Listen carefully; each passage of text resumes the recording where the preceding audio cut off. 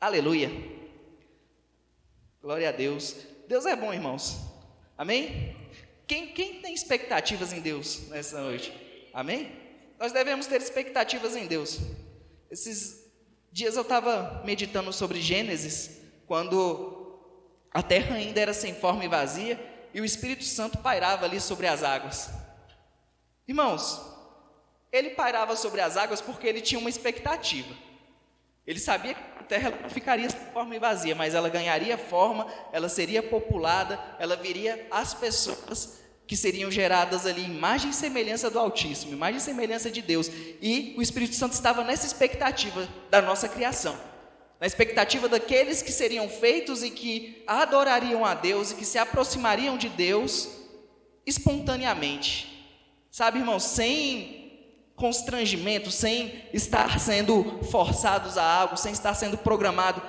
O computador a gente consegue programar ele para fazer o que a gente quiser, né? Se a gente quiser que ele some, a gente programa ele para somar. Se a gente quiser que ele divida, a gente programa ele para dividir. Mas nós não fomos programados como os computadores. Nós fomos dotados de livre-arbítrio, de poder de decisão, de escolher estar perto de Deus e de escolher não estar perto de Deus. E você que está aqui nessa noite, eu creio que você escolheu estar perto de Deus. Caso contrário, você não estaria aqui nesta noite. Então você fez a melhor das escolhas. Bom, pessoal, hoje eu vou falar sobre o poder de falar. Amém? Falar, irmãos, é algo que é muito poderoso. Eu não sei se vocês têm acompanhado ultimamente como anda a política no Brasil. A gente vê que muitas palavras são ditas e essas palavras que são ditas, elas geram consequências. Elas podem gerar miséria, mas elas também podem gerar riquezas. Isso no âmbito natural. Imaginem vocês no âmbito sobrenatural, no âmbito espiritual. A gente sabe que as coisas que vemos, elas são formadas pelas coisas que nós não vemos. Ou seja, se as coisas que nós vemos, elas já indicam algo, né? É só a ponta do iceberg. Debaixo do iceberg ainda tem muita coisa ali guardada. E o sobrenatural é isso. O sobrenatural, ele é regido pelo poder das palavras. Ele é regido por aquilo que nós falamos, por aquilo que nós dizemos, por aquilo que a gente determina em algo. E a Bíblia, ela nos ensina várias vezes sobre falar. Ela nos ensina a falar com a tempestade, nos ensina a falar com a pobreza, mandar a pobreza embora, nos ensina a falar com a riqueza, chamando a riqueza, mas ela também nos ensina a falar com o nosso Pai. Ela nos ensina a ter comunhão com Deus. E o poder de falar, ele se manifesta em todas essas áreas, quando a gente fala com as coisas e também quando a gente fala com Deus, porque falar com Deus, irmãos, não é para qualquer um, é um privilégio nosso, é um privilégio da igreja, sabe? É você ter acesso àquele que criou todas as coisas. Hoje a gente cantou essa música, estavas desde o princípio, eterno tu és Senhor, criastes do nada a terra, eu me rendo a ti. Ou seja, desde o princípio ele estava aqui, ele criou todas as coisas e nós temos acesso a ele, aquele que criou todas as coisas. Aquele versículo que tem ali de Romanos 8, 22, aquele que não poupou seu próprio filho, antes por todos nós o entregou, porventura não dará graciosamente com ele todas as coisas? Ou seja, pela graça de Deus nós temos acesso a tudo. Nós temos acesso a tudo aquilo que nós precisamos, a tudo aquilo que traz para a nossa alma uma situação de paz, aquela paz de Deus que excede todo entendimento. Gênesis capítulo 3, no versículo 8, na revista e a atualizada, Larissa, ele diz o seguinte: quando ouviram a voz do Senhor, Deus, que andava no jardim pela viração do dia, esconderam-se da presença do Senhor, Deus, o homem e sua mulher por entre as árvores do jardim. E chamou o Senhor Deus ao homem e lhe perguntou: onde está? Ele respondeu: ouvi a tua voz no jardim, e porque estava nu, tive medo e me escondi. Irmãos, a gente percebe aqui a entrada de algo na vida do homem que causa uma devastação terrível. Primeiro, a entrada do pecado e, consequentemente, o medo. O fato de se ver nu diante de Deus. Ou seja, aquilo que me causava vergonha estava aparente diante de Deus. E a gente percebe que eles ouviram a voz de Deus, um sinal de que Deus ainda procurava falar com eles. E eles se afastaram de Deus, e ele fala que ouviu a voz do jardim, e porque ele estava nu, ele teve medo e se escondeu. Ele perdeu, irmãos, o acesso que ele tinha a Deus. Porque a palavra diz que Deus, ele andava no jardim pela viração do dia. Esse andava no jardim, irmãos, ele indica uma ação que é comum, ou seja, era frequente. O homem, ele tinha esse acesso a Deus ali na viração do dia. E é engraçado que a viração do dia é justamente aquele momento do dia que a gente passou ali, resolvemos os problemas que a gente tinha para resolver naquele dia, e logo à noite vai se cair, né? E logo à noite vem. E Deus, ele se aproximou de Adão, que havia passado o dia ali, e na viração do dia, quando Deus procurou, ou seja, as trevas estavam vindo, as trevas estavam se aproximando dele. Por quê? Porque ele havia pecado e não havia mais luz dentro dele. E por não haver mais luz dentro dele, ele não podia estar na presença de Deus, porque a gente sabe que a luz dissipa as trevas. A luz, onde tem luz, não tem trevas. Um exemplo é essa sala aqui nesse momento, né? A gente está numa sala onde todas as luzes estão ligadas e aqui não tem treva nenhuma. Da mesma forma, o homem cheio de trevas não tinha esse acesso a Deus. Mas Deus, irmãos, a gente vê lá em Isaías, capítulo 40... Isaías 40, versículo 25 ao 31, a gente vê que Deus, ele se propõe a se colocar disponível para o homem, se propõe a estar ali acessível ao homem. Capítulo 25 de Isaías 40 diz: a quem, pois, me comparareis para que eu lhe seja igual, diz o Santo.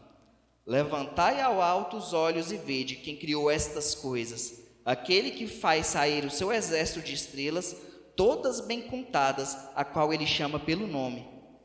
Por ser ele grande em força e forte em poder, nenhuma só vem a faltar. Sabe, irmãos, o universo, ele tem tantas estrelas, mas tantas estrelas que mesmo o homem, com toda essa tecnologia, ele é incapaz de contar quantas estrelas tem. E a palavra de Deus diz que ele conhece cada uma delas e chama elas pelo nome. E ele pega e fala: por que, pois, dizes, ó Jacó, e falas, ó Israel, o meu caminho está encoberto ao Senhor, e o meu direito passa despercebido ao meu Deus. Ou seja, aquele que conhece todas as estrelas pelo nome, aquele que sonda o universo, que sabe exatamente onde cada estrela está, qual a temperatura dela, qual o tamanho dela e quanto tempo vai durar, você acha que ele não te conhece?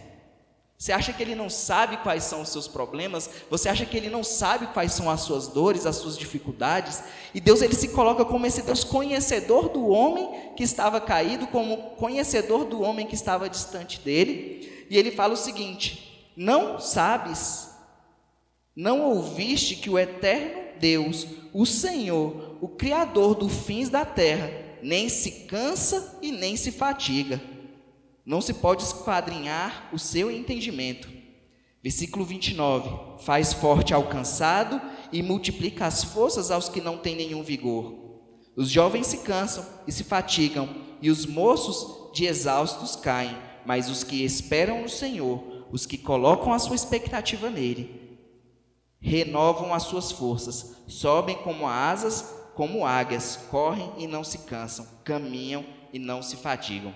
Ou seja, Deus, ele chama o homem para perto e fala: espere em mim, eu conheço você, eu sei quem você é, eu conheço os seus problemas. E aqueles que esperam no Senhor, eles renovam as suas forças, eles correm e não se fatigam. Sabe, irmãos, os jovens que estão na flor da idade, eles se cansam, eles caem cansados, mas aqueles que estão no Senhor, esses permanecem, esses conseguem correr a carreira, esses conseguem alcançar o alvo que Jesus Cristo nos propôs, a missão que Jesus Cristo nos deu. Muitas vezes a gente começa na caminhada, se dispõe a fazer algo para Deus, se dispõe a viver com Deus, e a gente acaba cansado ali pelos enfados do dia a dia, pelas circunstâncias que se levantam, por aquilo que está ao nosso redor. Mas Deus, ele nos conhece, ele conhece os nossos corações, e ele nos chama a confiar nele, a nos deleitar nele, a esperar nele, para que as nossas forças elas sejam revigoradas, para que no relacionamento com ele, na comunhão com ele, a gente consiga encontrar forças, a gente consiga se fortalecer e a gente consiga atravessar as circunstâncias, os problemas que acontecem diariamente. Sabe, a palavra de Deus diz lá em Tiago, tem de motivo de alegria passar por tribulações. Porque, irmãos, ao passarmos por tribulações, estando com Deus, aquilo ali vai ser uma experiência que vai ser gerada por nós, para nós. E aquilo ali vai ser uma confirmação, uma experiência que a gente tem com Ele, de que Ele é fiel, de que Ele não vai deixar a gente passar. E sabe, a oração, irmãos, ela é o elemento chave para que a gente consiga alcançar da parte de Deus isso, esse renovo, esse acalento, esse refrigério, essa confiança. É a gente conversar com um amigo que a gente sabe que vai resolver o problema, que a gente tem certeza de que ele é capaz, ele tem o poder de resolver o problema e ele quer resolver o problema. Sabe, às vezes a gente vê pessoas que têm poder para resolver inúmeros problemas, mas eles não querem resolver, então o problema se perpetua. Mas a gente está diante de Deus, de um Deus que Ele tem tanto poder quanto querer. E não só isso, Ele nos chama para falar com Ele, para a gente confiar nele, para que, ao confiar nele, esses problemas, eles sejam resolvidos. Salmos, capítulo 30, versículo 10.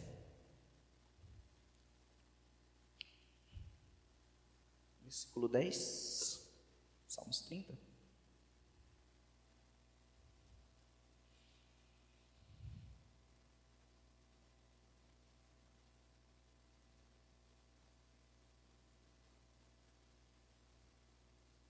Estou lendo 30, 10.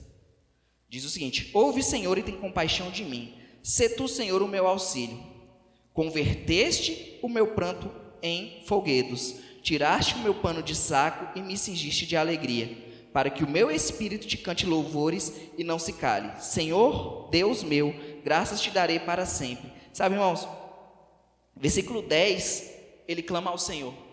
Versículo 10, ele fala: ouve, Senhor, e tem compaixão de mim, sê tu, Senhor, o meu auxílio. E no versículo 11, já tem a resposta. Ele já está exultando de alegria no Senhor, porque o Senhor converteu o pranto dele em alegria, e tirou o pano de saco, e cingiste ele de alegria, para que o Espírito cante louvores e não se cale. Senhor meu e Deus meu, graças te dou. Versículo 12, para que o meu espírito te cante louvores e não se cale. Irmãos, nosso espírito não pode ficar calado. Sabe, nosso espírito ele tem que ser o ser mais barulhento que tem nas nossas vidas. Porque quando o nosso espírito está calado, quando o nosso espírito está em silêncio, todas as outras coisas ao redor vão fazer barulho. E esse barulho que está do lado de fora, esse barulho que está ao redor, ele é o barulho que nos atinge se a gente der ouvidos a ele, que nos faz cansar, que nos gera enfado, que nos desanima, que nos entristece. Mas o poder do Espírito que foi colocado dentro de nós, ele foi colocado para fazer barulho, para falar, para gritar, para clamar, para sorrir, para alegrar, para louvar a Deus, porque grandes são os feitos do Senhor. Sabe, irmãos, às vezes você pode passar um dia inteiro e parecer que nada aconteceu, mas eu quero te dizer, se aquele dia acabou, é um sinal de que você passou ele vivo, é um sinal de que você recebeu livramentos, é um sinal de que Satanás, que anda ao nosso derredor procurando nos tragar, ele não conseguiu nos tragar naquele dia. Nós passamos aquele dia vitorioso, porque Deus nos guardou. Então, às vezes a gente olha para um lado, olha para o outro e fala: não aconteceu nada hoje. Aconteceu muitas coisas. O reino espiritual que o diga. Então não fique calado, irmãos, regozije-se no Senhor, componha um salmo novo para Ele todos os dias, diga a Ele o quão você é feliz, porque Ele se tornou acessível para você. Lá em 2 Coríntios capítulo 13, versículo 2 Coríntios capítulo 4, do versículo 13 ao 15, Paulo fala o seguinte: tendo, porém, o mesmo espírito da fé, como está escrito, eu criei, por isso é que falei. Também nós cremos, por isso também falamos, sabendo que aquele que ressuscitou o Senhor Jesus também nos ressuscitará com Jesus e nos apresentará convosco. Porque todas as coisas existem por amor de vós, para que a graça, multiplicando-se, torne abundantes as ações de graça por meio de muitos, para a glória de Deus. Sabe, irmãos, a palavra de Deus fala que se você crê, você fala. Nós cremos, por isso nós falamos. Esse é o espírito da fé. Esse é o espírito que nos move. Esse é o espírito que nos conduz. Nós não falamos aquilo que nós achamos, nós não falamos aquilo que nós pensamos que pode acontecer, mas nós falamos aquilo que nós temos a convicção, baseado na palavra daquele que é fiel, daquele que não mente, daquele que permanece para sempre, daquele que garantiu, que colocou o Espírito Santo dentro de nós, como uma garantia da sua volta. Nós falamos porque Ele falou essas palavras, e por Ele ter falado, nós falamos. Nós repetimos, mas não como papagaios, que apenas repetem palavras vazias. Nós repetimos as convicções que foram formadas dentro do nosso espírito, através da palavra de Deus. Por isso a palavra de Deus, irmãos, é fundamental para o crente. Por isso a palavra de Deus, ela é essencial, é o nosso alimento diário. Porque é essa palavra, irmãos, que produz essa convicção. É essa palavra que nos dias da angústia, nos dias das dificuldades, nos dias das circunstâncias, vai fazer com que você fale, não aquilo que você está vendo, não aquilo que os noticiários estão dizendo, mas aquilo que você crê no mais profundo do seu ser, no mais profundo do Espírito Santo que existe em você. Sabe? E ele continua lá no 14 falando, sabendo que aquele que ressuscitou o Senhor Jesus também nos ressuscitará com Jesus e nos apresentará convosco.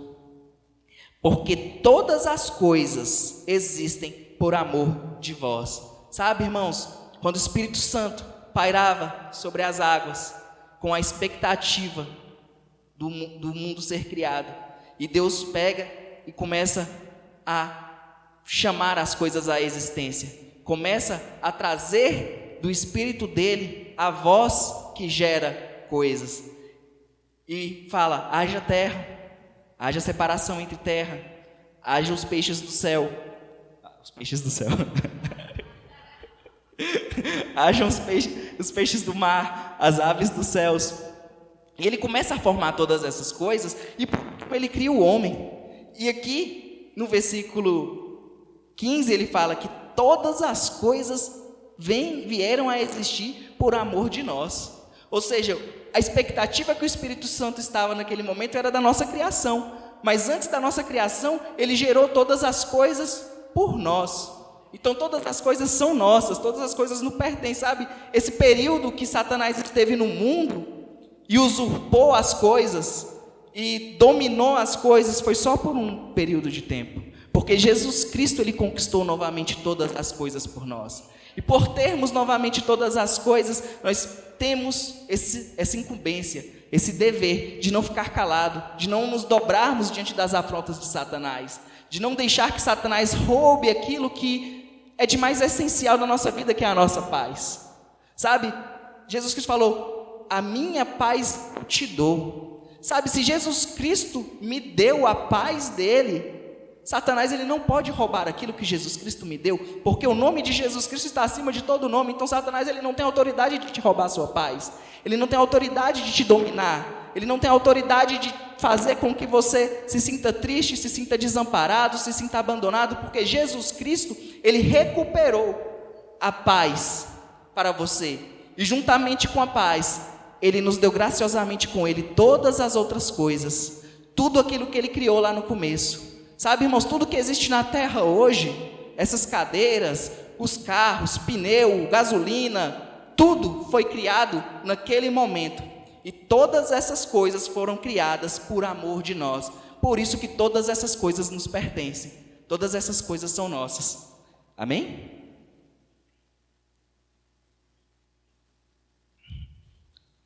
Efésios capítulo 4, versículo 4, para finalizar.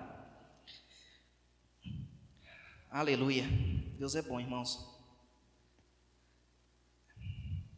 Deus é tão bom que eu me perdi aqui.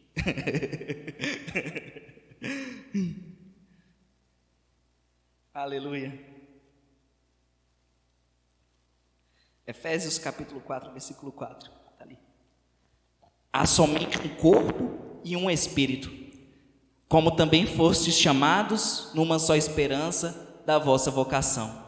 Ou seja, existe um chamado da esperança da nossa vocação. Fomos vocacionados, fomos chamados para algo. E ele fala, há um só corpo e um só espírito. E hoje nós estamos aqui nesse único corpo e nesse único espírito que existe. E esse único corpo e esse único espírito que existe, ele é poderoso. Deus, ele deu poder para a igreja, irmãos. Ele não deu poder individual para cada um. E por fazermos parte da igreja, nós podemos exercer esse poder muitas vezes de forma individual, mas o poder que há no corpo não se compara com o poder individual, por mais santo e consagrado que a pessoa seja. Hoje nós vamos orar pela nossa nação, orar para que as coisas aqui em oração de unanimidade, amém? Todos em um único propósito, porque a nossa nação, ela clama por nossa oração, ela aguarda com grandes expectativas a manifestação dos filhos de Deus, e nós somos os filhos de Deus, amém? Olá, que bom que vocês ainda estão por aqui. Que ministração poderosa que vocês acabaram de assistir. Só que não acaba por aqui. Lá em Romanos 10 vai dizer que aquele que crê com o coração e declarar com a sua boca que Jesus é seu único Salvador, isso sim vai acontecer. E vamos fazer essa confissão agora comigo. Deus, eu reconheço que Senhor Jesus é o meu Salvador, que através do teu Espírito ele foi ressuscitado dentre os mortos. Eu recebo a vida de Deus em mim através dessa ressurreição. Em nome de Jesus, amém. Para você que fez essa confissão comigo, tem um link aqui embaixo. Você acesse ele e nós vamos estar entrando em contato com você. Amém? Sejam praticantes dessa palavra.